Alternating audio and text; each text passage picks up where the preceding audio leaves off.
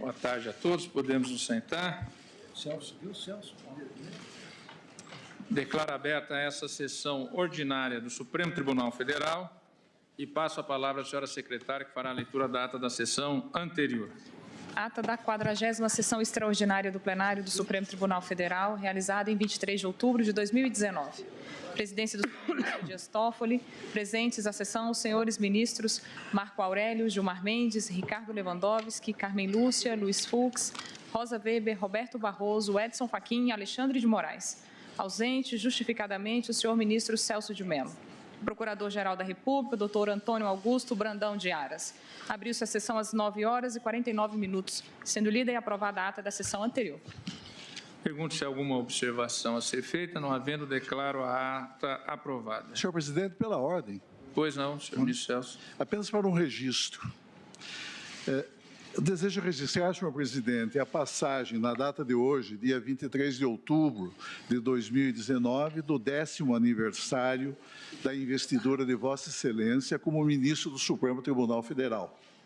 Honra-me saudá-lo, não apenas como seu colega nesta alta Corte de Justiça, mas também como antigos alunos que ambos fomos na Faculdade de Direito da Universidade de São Paulo, na velha e sempre nova Academia do Largo de São Francisco.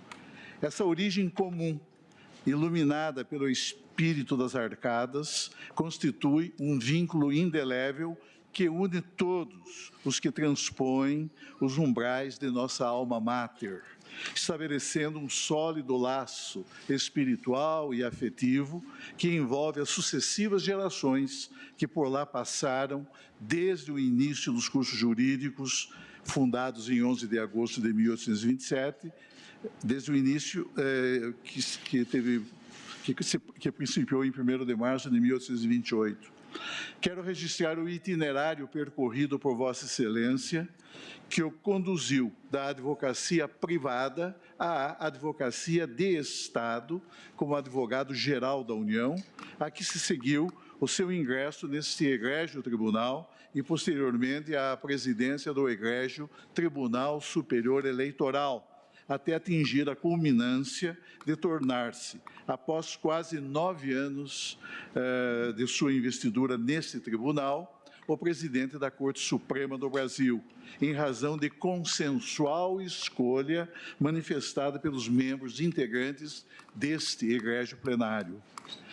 O exercício da magistratura nesta Corte Suprema, sempre tão impregnado de altíssima responsabilidade, e o desempenho das elevadíssimas atribuições como presidente do Supremo Tribunal Federal permitem reconhecer, na pessoa de Vossa Excelência, o juiz preparado para enfrentar os sérios desafios e as adversidades que constituem fatores que, longe de desanimarem o espírito do magistrado responsável, atestam de modo positivo a sua competência e a sua capacidade como chefe nominal do Poder Judiciário de nosso país. Não obstante os gravíssimos problemas nacionais com que o Supremo Tribunal Federal constantemente se depara ao longo de sua prática jurisdicional. O país vive um momento delicado, diria até um momento extremamente delicado em sua vida político-institucional, pois de sua trajetória emergem como espectros ameaçadores, surtos autoritários, inconformismos incompatíveis com os fundamentos legitimadores do Estado de Direito e manifestações de grave intolerância que dividem a sociedade civil, todos eles agravados pela atuação sinistra de delinquentes que vivem na atmosfera sombria e covarde do submundo digital, em perseguição a um estranho e perigoso projeto de poder, cuja implementação certamente comprometerá a integridade dos princípios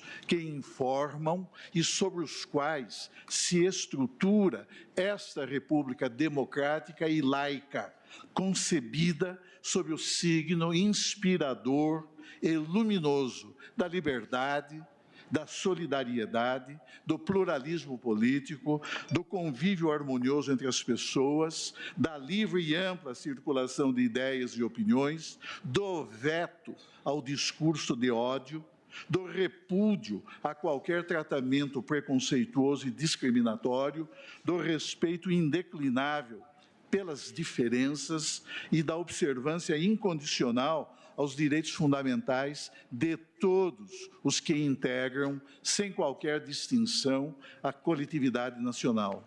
Daí, senhor presidente, a essencialidade de juízes e de tribunais que, conscientes de sua alta missão constitucional e de seu dever de fidelidade ao texto da Lei Fundamental do Estado, hajam com isenção e serenidade como membros de um poder livre, livre de injunções marginais e imune a pressões ilegítimas, para que a magistratura possa cumprir, como já vem cumprindo, com incondicional respeito ao interesse público e com absoluta independência moral, os elevados objetivos inscritos na Carta Política, consistentes em servir com reverência e com integridade ao que proclamam e determinam a Constituição e as leis da República.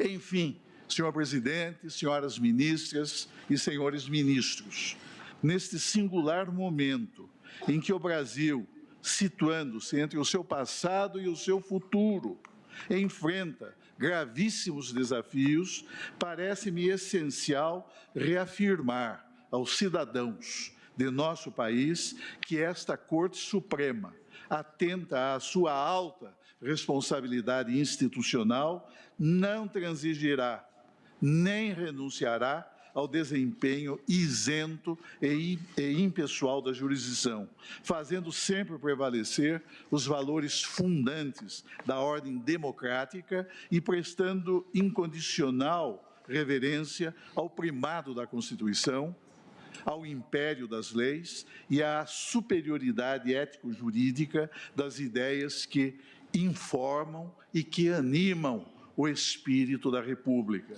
São essas, enfim, senhor presidente, as razões que me levam a registrar, são essas as reflexões que a situação presente me leva a revelar, e que me permitem registrar nos anais desta alta corte a passagem de um decênio de sua judicatura no Supremo Tribunal Federal, destacando, em face de seu especial e singular relevo, o exercício por Vossa Excelência dos deveres e das atribuições inerentes à presidência do Supremo Tribunal Federal. Com esse registro, quero estender a Vossa Excelência os meus cumprimentos pela data de hoje. Agradeço ao ministro Celso de Mello, de maneira muito emocionado, porque o passar do tempo só se percebe ao passado. Parece que foi ontem. Foi ontem que eu era recebido exatamente por Vossa Excelência e pela ministra Carmen, para me conduzir aqui ao lado e fazer o juramento de cumprir e fazer cumprir a Constituição. Parece que foi ontem. E honra-me a manifestação de Vossa Excelência por tudo que Vossa Excelência significa para este tribunal, para o nosso país e para a história da nação brasileira. A maior autoridade nacional desse país, do ponto de vista da autoridade moral, que é Vossa Excelência. Também gostaria de público registrar algo que eu já disse ao ministro Celso. Quando para cá me mudei, em 1995, lá se vão um tempo, parece que foi ontem, 24 para 25 anos, quase um jubileu de prata. Uma geração. Eu, senhoras e senhores advogados, naquela época advogado era, pedi para levar um memorial ao gabinete do ministro Celso. Lá, entregando o memorial à assessoria, espere aí que eu vou levar ao ministro Celso esse memorial. Doutor Aras volta à assessora e diz, o ministro quer falar com o senhor. E aí fui ser recebido pelo ministro Celso. Naquele momento eu decidi, eu vou me mudar de São Paulo para Brasília. Ali, naquele momento, eu decidi, vou transferir a minha advocacia de São Paulo para Brasília. E aquilo foi significante, porque quem vem de fora para Brasília leva-se um tempo para se acostumar com a cidade. E eu estava naquele período do estágio probatório. E aquela postura de Vossa Excelência, para além das origens nas arcadas. E daquela época que aqui advoguei, Vossa Excelência está na corte, e eu não posso deixar de registrar também o quanto aqui aprendi com o ministro Marco Aurélio, de quando para cá, para Brasília, me mudei. E nesses momentos de datas que marcam as nossas vidas, a gente olha para o tempo. E eu posso dizer o seguinte, valeu a pena. Valeu a pena. Muito obrigado, ministro Celso. Senhor presidente, em nome dos advogados, eu gostaria de associar as palavras do nosso decano e dizer que, ainda que nesse momento difícil pelo qual passa o país, a advocacia deposita nesse Supremo Tribunal plena confiança, plena certeza de que passaremos por esse momento difícil, até porque temos um Supremo absolutamente independente, correto, honesto, cumpridor da Constituição Federal. E especialmente homenagem a Vossa Excelência, que hoje completa 10 anos, nem parece, para dizer do orgulho que é saber que temos um presidente com a sua postura, com aquela palavra que disse aqui, inclusive da tribuna, que disse que o Supremo precisava perder um pouco desse protagonismo, mas não perder nunca a importância, nunca. Então, a minha homenagem ao Supremo Tribunal Federal, na pessoa de Vossa Excelência. Agradeço ao doutor Antônio Carlos de Almeida Castro. Senhor presidente. Doutor Antônio Augusto Aras. Obrigado.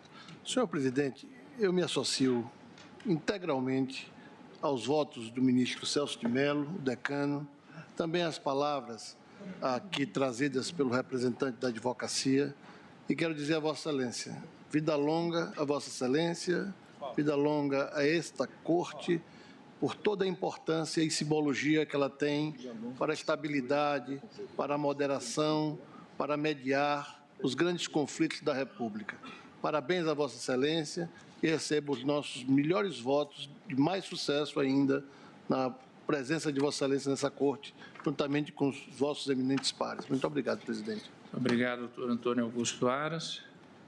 Pela ordem de Vossa Excelência, em nome dos advogados evangélicos do Brasil, e, nesse caso, também pelo Partido Patriota, faço minhas palavras do advogado Antônio Almeida de Castro, do Procurador-Geral da República e do ministro Celso de Mello.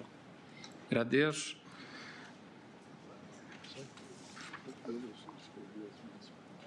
Dando continuidade à sessão, informo a Vossas Excelências que estão presentes neste plenário alunos das seguintes instituições de ensino: Universidade do Contestado, Canoinhas, Estado de Santa Catarina, Universidade Alto Vale do Rio do Peixe, Caçador, também Estado de Santa Catarina, Faculdade Araguaia de Goiânia, Estado de Goiás, Centro Universitário Geral de Biase, de Volta Redonda, Estado do Rio de Janeiro. Sejam todos muito bem-vindos.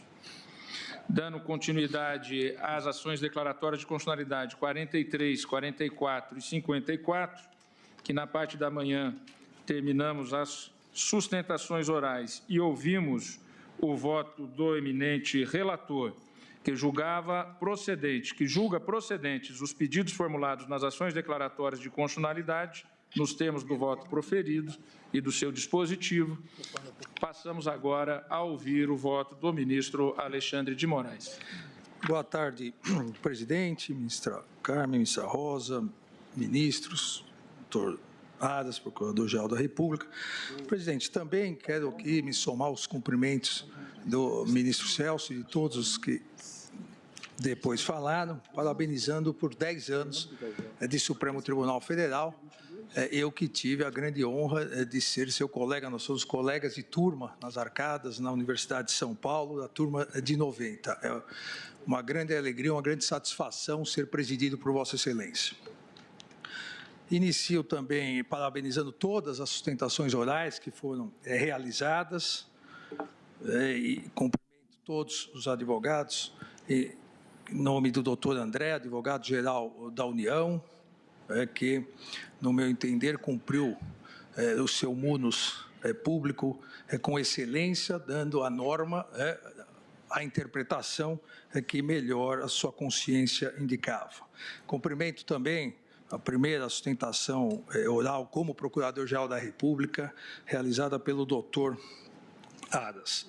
Presidente, antes também, ainda, se não esqueço aqui de cumprimentar, parabenizar o voto do eminente ministro relator, ministro Marco Aurélio, como sempre, um voto claro, direto, fundamentado, coerente, com histórico posicionamento de Sua Excelência. Eu inicio, presidente, com a questão da preliminar levantada pela Procuradoria-Geral da República e que foi... Vai ter que adiar, presidente. Não. Vossa Excelência trará as luzes que nós precisamos. Muito obrigado. Continuaremos com o brilho de Vossa Excelência. Tá certo. Em relação à preliminar, que foi também colocada pelo ministro Luiz Fux, há, obviamente, no direito à common law tradicional, antiga vinculação do judiciário aos precedentes, que deriva, nós sabemos, do sistema inglês, que não permitia, até 1966, não permitia que a sua mais alta corte, a Câmara dos Lordes Juízes, pudesse alterar um precedente, em função da defesa da segurança jurídica, que é, obviamente, uma das missões das mais altas cortes de cada um dos países.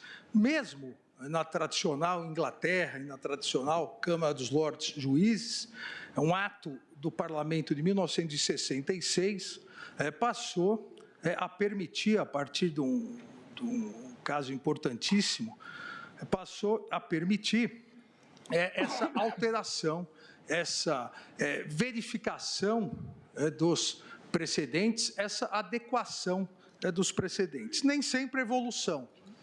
É muito interessante, presidente, toda vez que se altera a jurisprudência, se fala em evolução. Às vezes também há uma involução, mas há sempre, e é possível, uma alteração. Obviamente, de forma excepcional, de forma rara, para que se proteja o ordenamento jurídico, se garanta a segurança jurídica. Na hipótese em questão, na presente hipótese, entendo que os mecanismos da nossa jurisdição constitucional, da jurisdição constitucional brasileira, de garantia dos precedentes, de garantia da segurança jurídica, não se aplicam aqui nessa hipótese.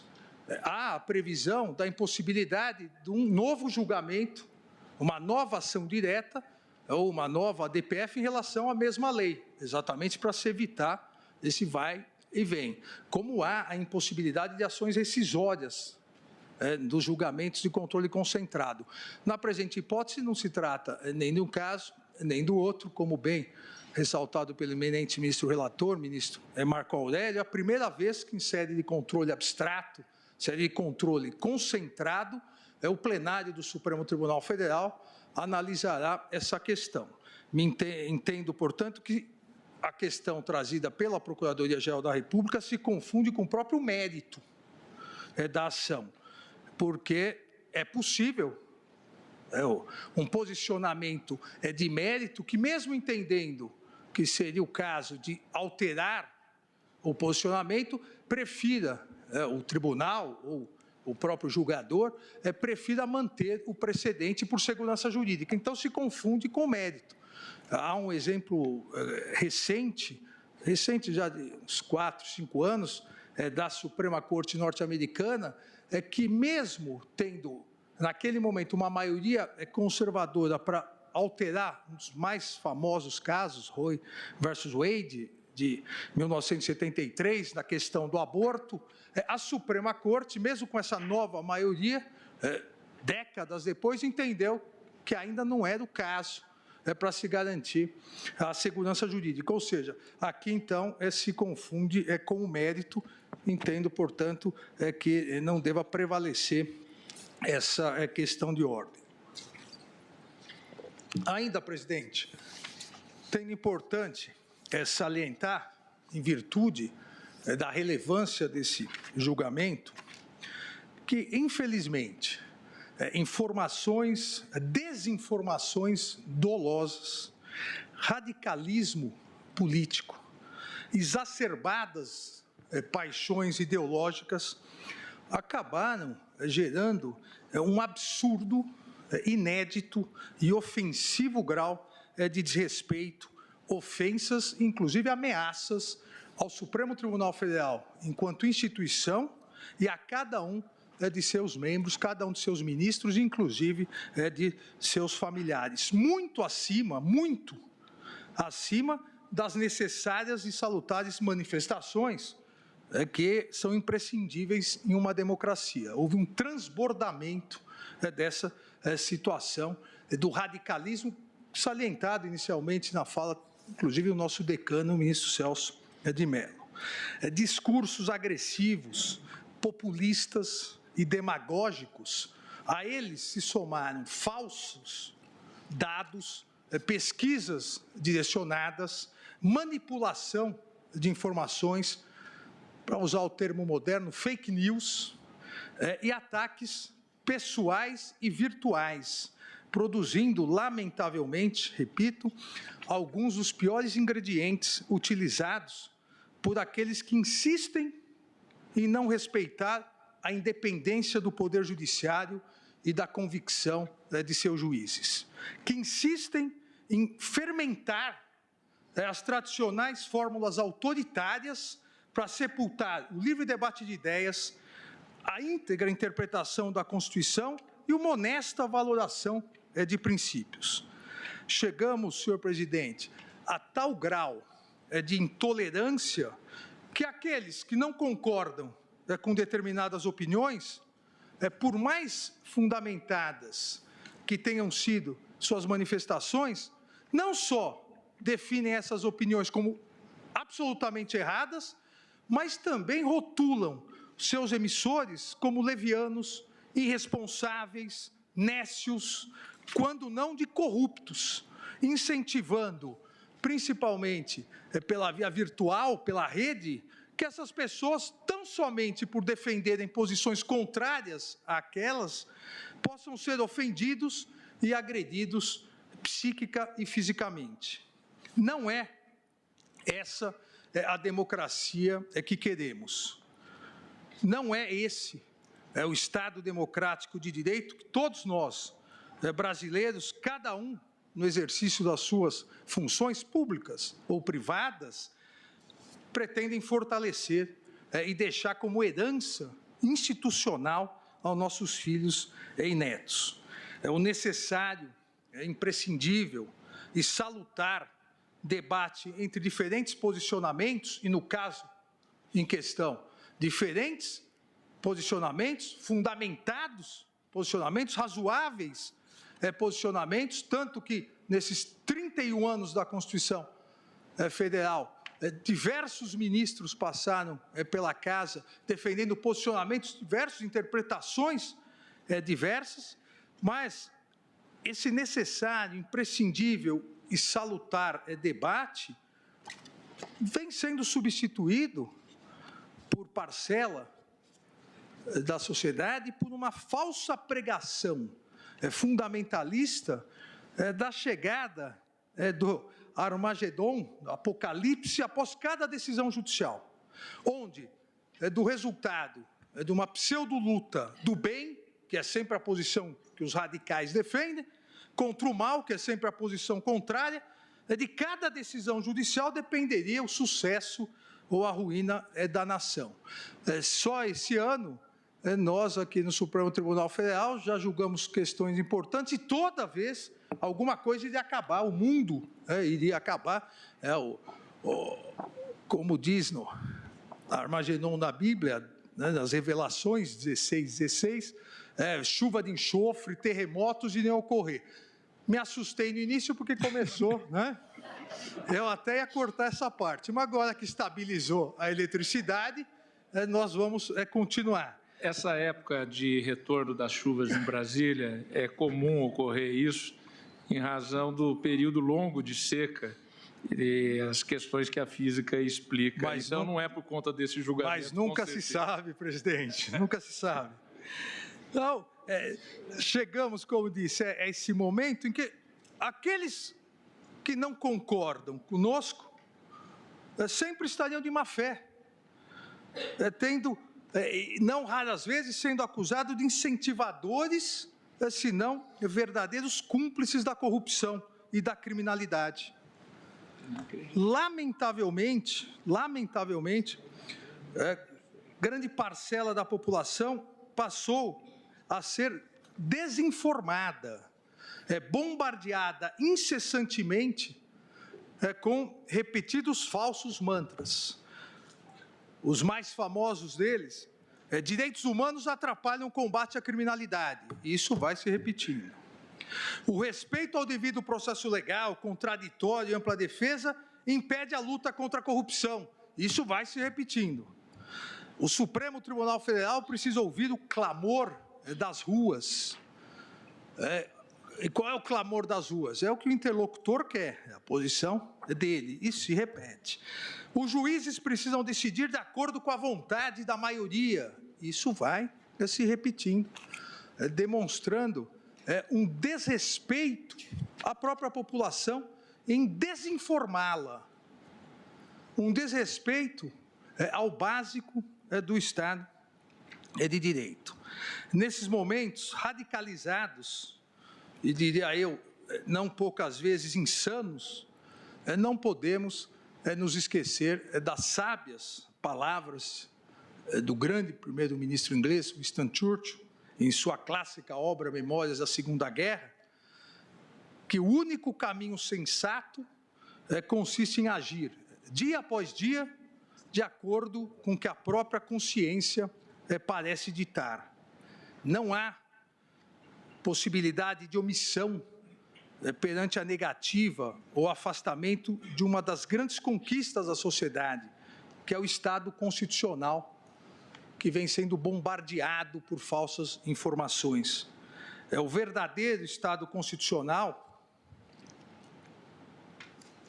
consagra a democracia baseada na soberania popular, mas consagra também o Estado de Direito, fundado no respeito às leis e na independência do poder judiciário. Não há Estado constitucional, não há Estado democrático de direito sem independência do poder judiciário. A força dos tribunais vem demonstrando no mundo todo a força da democracia, a força do respeito às leis, a força contra o ataque do autoritarismo.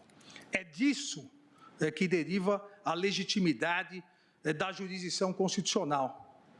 É disso, do Estado constitucional, da defesa intransigente ao Estado de Direito, que deriva a legitimidade desse Supremo Tribunal Federal. E não do clamor, do suposto clamor das ruas, a fomentar um perigoso e destrutivo populismo judicial. Baseado esse perigoso e destrutivo populismo judicial em agradar sempre grupos de pressão majoritariamente barulhentos ou setores midiáticos e ideologicamente engajados. Nem sempre é possível ou conveniente ou correto agradar a todos. E não é esse o compromisso constitucional do Supremo Tribunal Federal. Populismo judicial é incompatível com o exercício da judicatura, pois nem sempre é fácil, e aqui também uma frase histórica,